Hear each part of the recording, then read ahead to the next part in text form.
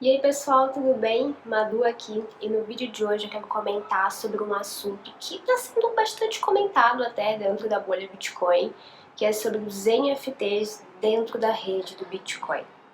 E, bem, para algumas pessoas, essa ideia de ter NFT dentro da rede do Bitcoin pode parecer um pouco inviável, porque existe uma ideia de que para que você consiga realizar certos tipos de aplicações dentro do Bitcoin, você precisa que ele seja compatível ou que ele tenha uma estrutura adequada para receber smart contracts ou contratos inteligentes. Só que a gente já sabe que, na verdade, o Bitcoin, desde o seu começo, ele possui o que a gente chama de smart contracts, né? Porque, vamos lá, desde que o Ethereum surgiu e disseminou essa ideia de smart contracts, parece que o Bitcoin, ele não tem essa capacidade de gerar contratos e aplicações que precisam de contratos inteligentes dentro da sua própria rede, mas na verdade, desde o começo, ele sempre teve essa possibilidade, essa aplicação por meio dos Bitcoin scripts. Mas enfim, então assim, inclusive essa ideia até de NFTs dentro da rede do Bitcoin já tinha surgido lá em 2012, 2013 mais ou menos, com um projeto chamado Colored Coins, mas não foi muito pra frente porque na época isso meio que não tinha muita utilidade, assim, na real, né? Não tinha muita demanda pra isso, pra falar a verdade. Mas agora, um cara chamado Casey Rodamor, ele simplesmente criou um protocolo chamado Ordinal. E é sobre isso que a gente vai comentar aqui, sobre esse protocolo chamado Ordinal, que você pode ter basicamente NFTs dentro da rede do Bitcoin, mas que a galera não tem chamado de NFT e sim de artefatos digitais. Então, o que acontece? Basicamente, e eu vou tentar explicar aqui isso de uma forma simples, tá? Sem entrar em muitos aparatos técnicos e tal, mas eu vou deixar na descrição alguns links para vocês se aprofundarem aí nos estudos a respeito desse tema. Mas o que o Casey fez? Ele basicamente conseguiu uma forma de que você possa criar um número de série para os seus satoshis. Vamos lá. Basicamente, por exemplo, você tem um satoshi. E aí você pode especificar ele mais ainda. E qual que...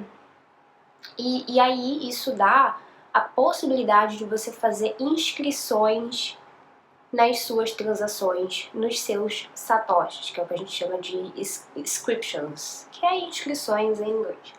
Então, assim, o Casey, ele criou essa forma de você numerar os seus satoshis. 1, 2, 3, 4, 5 de forma ordinal, né? Os números ordinais por ordem, né? 1, 2, 3, enfim. E aí por isso que o nome do protocolo se chama Ordinal. E com isso, pelo fato de você conseguir especificar mais ainda qual que é o seu satoshi, você pode inserir dados arbitrários para os seus satoshis. Então você pode colocar uma imagem que vai ser referente a um satoshi.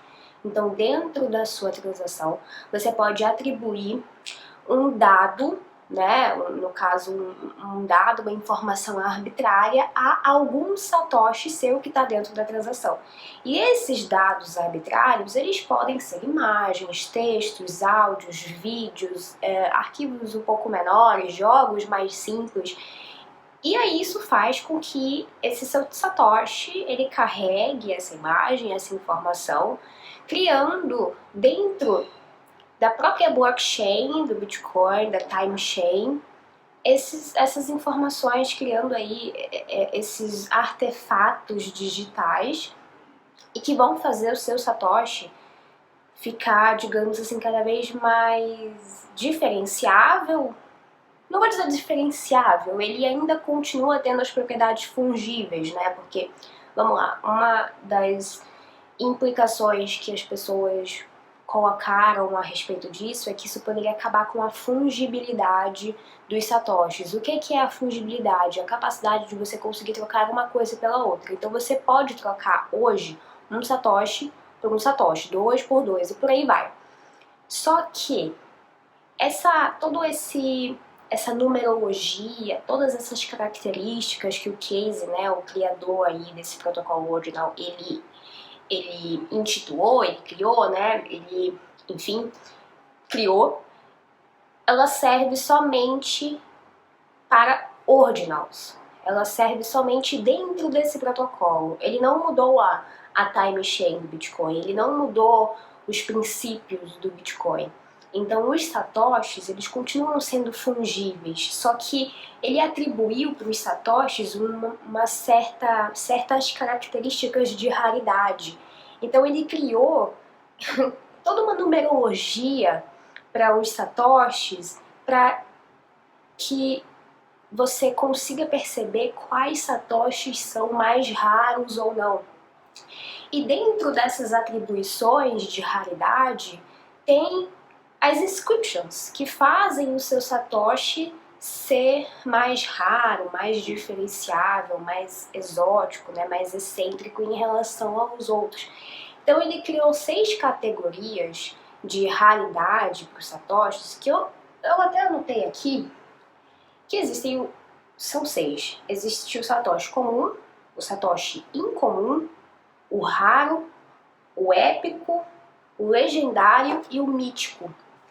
Dessas 6 aqui, eu só lembro do mítico, que é o primeiro satoshi do bloco Gênese. Então ele quis fazer uma homenagem ao bloco Gênese, né, que foi minerado pelo Satoshi Nakamoto, e cada uma desses critérios de raridade tem uma definição, né? Então, por exemplo, tem o satoshi comum, que ele é o comum, tem o incomum, que se eu não me engano é o primeiro satoshi de cada bloco, e por aí vai. Ele vai criando atribuições para isso. E vocês podem ler mais disso nos links que eu vou deixar aqui, para vocês entenderem melhor, porque eu não quero me aprofundar tanto assim nesse vídeo.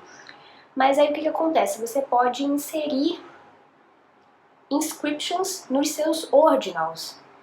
E essas inscriptions são esses dados aí que você pode colocar, a imagem e tudo mais. E o que acontece? Desde que o protocolo ordinal realmente se tornou viável, né? Porque essa proposta desse cara, ele tinha proposto isso no ano passado. Só agora, em 21 de janeiro desse ano, de 2023, é que os ordinals realmente puderam ser realizados, né? Então, desde então, várias inscriptions ou inscrições foram realizadas dentro da time chain, né, da blockchain do Bitcoin. Porque o que acontece? E aí é importante também a gente diferenciar isso. Diferente de outros protocolos que surgem no Bitcoin, protocolos de segunda camada, sidechains, etc. A gente já falou de alguns aqui, Liquid Network, Lightning Network, Taproot, qualquer outro protocolo, qualquer outra coisa, né, que na verdade o Taproot não é bem um protocolo, mas enfim, falei aqui ao vento. Mas enfim, sempre quando surge uma nova aplicação do Bitcoin, isso geralmente é feito em segundas camadas, como a Lightning, como a Liquid. Só que no caso do Ordinal, ele é feito na própria time chain, na própria blockchain, na própria camada principal do Bitcoin. E para que você consiga realizar inscriptions, essas inscrições, que são colocar os NFTs na rede, você não precisa de uma segunda camada, você não precisa de uma segunda moeda, né, um token diferente, você não precisa de nada disso, você pode fazer na própria camada principal. Isso é um diferencial que esse criador do Ordinal trouxe e que é diferente, por exemplo, dos próprios NFTs. Os NFTs que a gente conhece hoje da rede Ethereum, por exemplo, eles ficam dentro de um banco de dados. Por exemplo, você minta um NFT lá na blockchain da Ethereum ou qualquer outra blockchain, só que geralmente um desses NFTs estão no OpenSea, que é um site que não tem nada a ver com Ethereum, entendeu? E é fora do Ethereum. Geralmente para você ter um NFT ou para você usar ele, ou qualquer coisa assim, você está dentro de uma outra rede, onde envolve uma outra moeda, um outro token, para você poder ter alguma utilidade com aquele NFT ali. Então o que o Casey criou não tem nada disso. Você não precisa de um outro token, não precisa de uma outra rede, não precisa de nada disso. E bom, basicamente o que o Ordinal faz é categorizar aí os satoshis em níveis de raridade. E dentro desses níveis você pode inserir inscriptions para o seu satoshi ser mais raro. E essas inscriptions ou inscrições é que são o que a gente vem chamando aí de NFT. E aí, vale ressaltar que de janeiro para cá, eu tô gravando esse vídeo dia 1º de março, os Ordinals eles começaram a funcionar dia 21 de janeiro, e desde então já foram inseridos 200 mil inscriptions na time chain do Bitcoin. Então são 200 mil NFTs no Bitcoin até agora.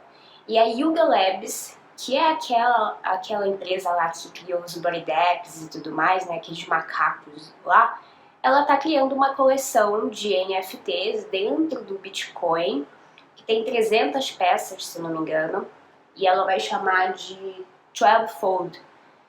E bem, é uma forma aí de eles entrarem pra dentro do Bitcoin, né, deles firmarem aí uma presença no Bitcoin. Só que tá, agora que você já entendeu basicamente o sentido do que são os ordinals e tudo mais, tem algumas implicações que a comunidade vem atribuindo a essa nova feature, né, a essa nova utilidade aí que estão dando para time chain do Bitcoin.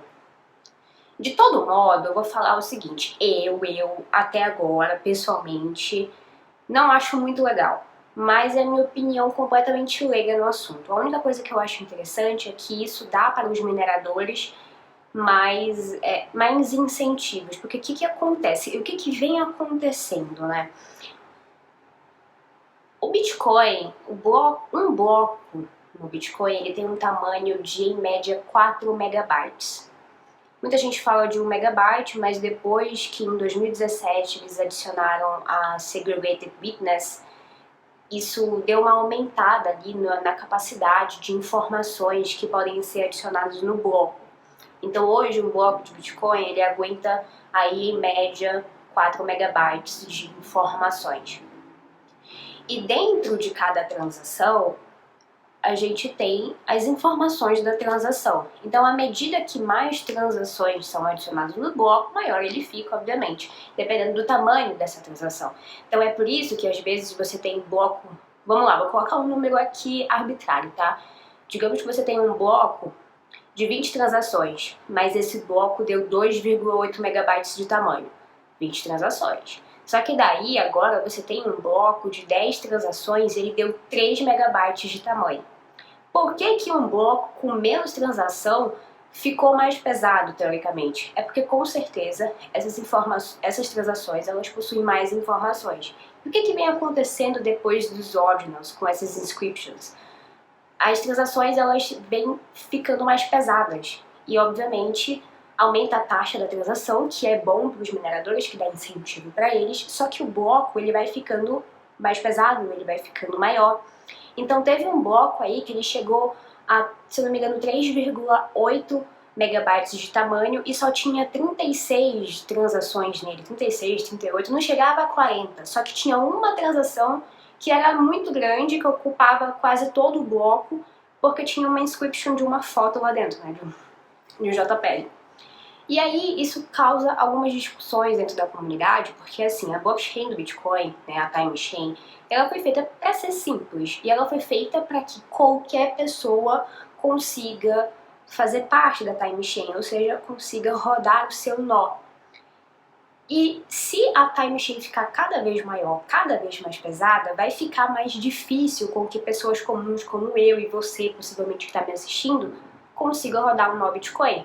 E aí isso causa ali uma certa vulnerabilidade para a rede, porque o intuito dela ser simples e dela ser leve é para que ela seja descentralizada, para que eu tenha cada vez mais nós Bitcoin disponíveis. E se ela ficar muito grande, muito pesada, vai ser difícil com que ela seja muito descentralizada. Outra coisa também é sobre a real utilidade de para que ter essas imagens, JPEGs dentro do Bitcoin, né? Hoje, atualmente, esses inscriptions, eles podem não parecer úteis, o pessoal ainda tá vendo como é que é, né? Utilizando aí do hype para colocar uma foto, para colocar alguma coisa, mas pode ser que no futuro essas inscriptions elas sejam muito mais úteis, as informações colocadas, inseridas lá, elas sejam muito mais relevantes, porque uma vez colocada na timeshain do Bitcoin, nunca mais pode ser alterada. Então é meio que até uma utilidade sendo jogada fora, você colocar uma imagenzinha lá ou qualquer coisa assim que não vai ter utilidade nenhuma, mas é porque isso ainda está muito no começo, então pode ser que depois as utilidades elas melhorem, né? Mas acho que fora isso, fora essa real utilidade das inscriptions e essa preocupação com o tamanho da timeshain e tudo mais, não tem nenhuma discussão assim tão relevante a respeito disso, né? Porque essa discussão do tamanho, ela implica numa discussão de descentralização que implica numa discussão de algum vetor de ataque na rede pelo fato dela estar sendo menos segura porque ela está menos descentralizada. Então tudo meio que converge para uma só coisa, né? Um só assunto específico, que é a descentralização em si. Mas a gente ainda vai ver muitas cenas nos próximos capítulos, eu acredito, a respeito disso. Por enquanto tá tudo ok com o Bitcoin, nada foi afetado. Vale lembrar também que esse protocolo ele não afeta em nada o funcionamento do Bitcoin, o funcionamento da timeshain, o funcionamento das transações, nada disso, tá? E, bem, ele só dá um pouco mais de liberdade para que quem queira inserir algum dado arbitrário para especificar o seu Satoshi possa fazer ou não. E, bem, eu acho que é isso, não tinha muito o que falar nesse vídeo. Como eu falei no começo, era mais para dar uma introdução no assunto, algo mais básico para a galera entender o que está acontecendo. Eu vou deixar links importantes na descrição desse vídeo para vocês entenderem melhor, quem quiser se aprofundar no assunto. Inclusive, num dos links que eu vou colocar, que é das meninas do Área Bitcoin, tem um link, no link delas, que ensina como você pode inserir a sua inscription no Bitcoin. Então é isso, galera. Muito obrigada e até a próxima.